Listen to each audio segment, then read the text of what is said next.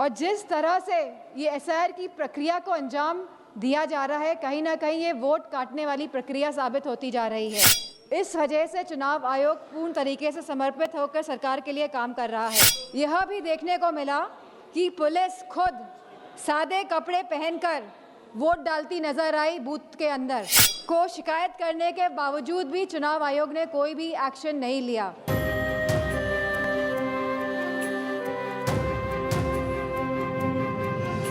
धन्यवाद अध्यक्ष महोदय। लोकतंत्र के महत्वपूर्ण विषय पर बोलने का जो आपने समय दिया, जहां हम आज चुनाव सुधारों पर चर्चा कर रहे हैं। इनको बोलने दो, प्लीज लिसन टू हर।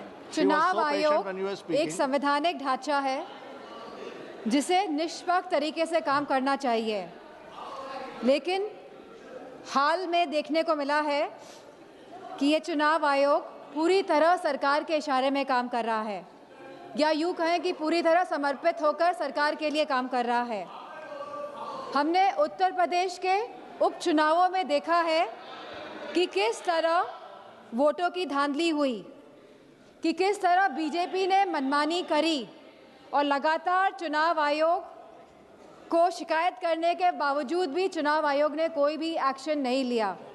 और इसी के साथ यह भी देखने को मिला कि पुलिस खुद सादे कपड़े पहनकर वोट डालती नजर आई बूथ के अंदर, लेकिन चुनाव आयोग ने कोई भी अधिकारियों के खिलाफ कार्रवाई नहीं करी। सीसी फुटेज की जब मांग करी गई चुनाव आयोग से, तो चुनाव आयोग ने सीसी फुटेज तो नहीं दिए। इसी के साथ एक ऐसा कानून लेके आई है जहां पे कहा गया है कि 45 दिन के अंदर सीसी फुटेज हटा दिए जाएंगे। चुनाव आयोग पूरी तरह से पूर्ण तरीके से पक्षपाती स्वरूप में नजर आ रहा है, और यह हम इसलिए भी कहना चाहेंगे कि चुनाव आयोग का जो ये स्वरूप बदला है वह इसीलिए बदला है जब से चीफ जस्टिस ऑफ इंडिया को हटाकर यूनियन मिनिस्टर को अपॉइंटमेंट ऑफ इलेक्शन कमीशन में लगाया गया है।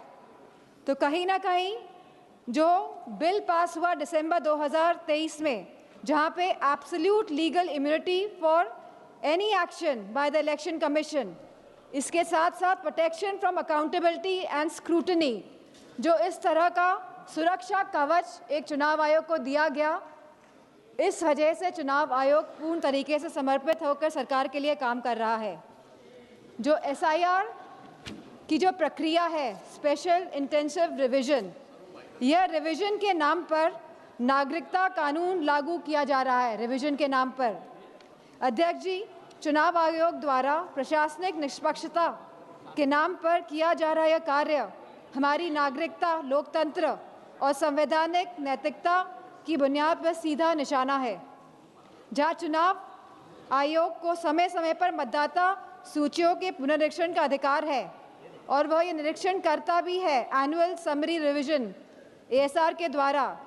वहीं इस एसआईआर की अभूतपूर्व बात यह है कि एक ऐसी संस्था द्वारा नागरिकता का प्रमाण फिर से मांगा जा रहा है जिसे कानूनन इसका अधिकार प्राप्त ही नहीं है।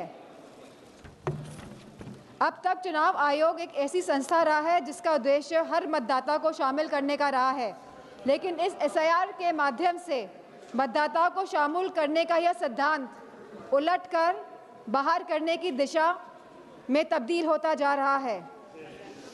जहां बिहार में एसआईआर कराया गया और लगभग 80 लाख वोटर्स को डिलीट किया गया, और यह सूची आज भी उपलब्ध नहीं हो पा रही है कि 80 लाख वोटर्स आखिरकार कौन थे। वहीं एसआईआर के बाद भी अंतिम मतदाता सूची में लगभग 14 लाख से अधिक डुप्लीकेट वोटर्स पाए गए, और इसमें भी लगभग 3.5 मतदाताओं के दोनों वोटर आईडी कार्ड पर एक ही विवरण दर्ज कराया गया है। अब ये एसआईआर की प्रक्रिया उत्तर प्रदेश में भी चल रही है, जहां बीएलओ को कोई भी प्रशिक्षण नहीं दिया गया है, जहां लगभग 10 से ज़्यादा बीएलओ ने काम के बोझ की वजह से आत्महत्या करी है, और वेस्ट बंगाल में भी लगभग 20 बीएलओ ने आत्महत्या करी है। तो कहीं ना कहीं जहां इन बीएलओ को प्रशिक्षण नहीं दिया जा रहा है, और जिस तरह से ये एसआईआर की प्रक्रिया को अंजाम दिया जा रहा है, कहीं ना कहीं ये वोट काटने वाली प्रक्रिया साबित होती जा रही है। तो हमारी मांग है कि जिस तरह सत्ता पक्ष के लोग कहते हैं कि हम बिहार का चुनाव जीते, तो अगर आप वाकई में चुनाव लड़ रहे हैं और जीत रहे हैं, तो हमारी ये मांग है कि आप सीजीआई को वापस अपॉइंटमेंट कमेटी में इंडक्ट करें। और जो आपने सुरक्षा कवच इलेक्शन कमीशन को दिया हुआ है, आप इस सुरक्षा कवच को भी हटाएं। और इसी के साथ समाजवादी पार्टी की यह मांग है कि बैलेट पेपर के माध्यम से ही चुनाव इस देश में कराया जाए। और जिस तरह के मॉनेटरी बेनिफिट्स जब चुनाव किसी राज्य में चल रहा है आप बैंक खातों में पहुंचा रहे हैं, तो मेरा यह मानना है कि कहीं ना कहीं ये वोट जो लोग डाल रहे हैं, वोट डालने में भी इसका इफेक्ट होता है, तो इसे बंद करा जाए। इन्हीं शब्दों के साथ